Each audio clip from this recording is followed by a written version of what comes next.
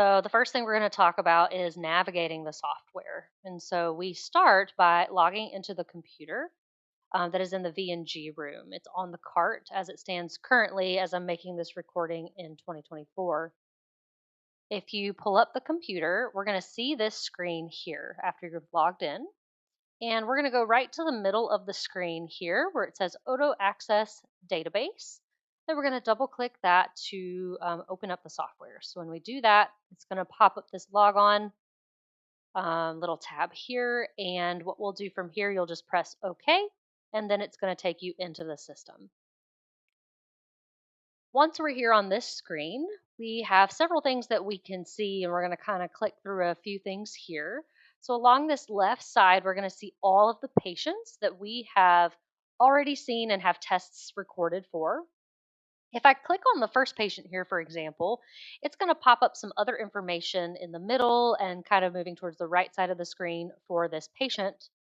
If I click to over on this right side where you see the arrow, these are the sessions that I've seen this patient for. Now, when we see people in clinic, a lot of times it's just going to be one session of information that we're looking at, unless they've had like BPPV or a change in symptoms over time and they come back to get retested for some reason. But typically, our patients are only going to have one session here, again, unless it's like BPPV. That's probably really the only time you'll see multiple sessions, or for when you guys and you're doing your labs. So this will show up all the different things that you've done. So like for example, this patient did a calorics lab. This is one of our students, our former students. She also did a vestibular screening test lab, so we can see that protocol, and you'll kind of see in the middle here as things are changing as well. So we can see what was a part of that protocol here in the middle. It's also listed in this gray section a little further down here as well. She also did a VNG lab, so if we click over to that, we can see all the subtests that were part of that here in the middle.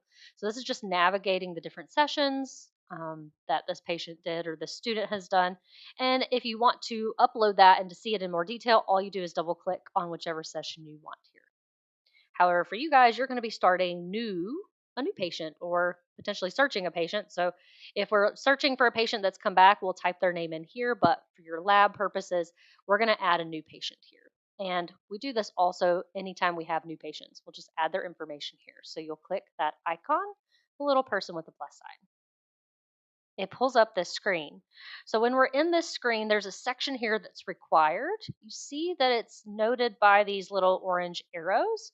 Those are the sections that you have to fill out before you can save. If you look up here, the floppy disk where we can save, it's currently grayed out because that information is not filled in and populated there. But once we fill it all out, you'll see that I've added test, and a birth date for the sample patient we're going to use today. And all of them are now checked instead of arrows like they were here. So they'll switch from arrows to check marks once we have put in everything that's required. And then the save button is available. So we can click on that save button and it's saved our patient information. Now, it's important to note that you want to click on the right patient once we're getting ready to go into the software. And because we had clicked a different patient previously, it still has that person highlighted. So we will actually want to go highlight and click the person yourself or the patient that we're seeing before going into the software. So we'll click that first. Then you're going to go to the top left corner where it says micromedical, and we're going to click on that icon. You know it's successfully loading because that icon will gray out like you see here. So it turns gray. And then now we are in the system for this specific patient and we are ready to potentially, do testing or whatever else we're looking to do here.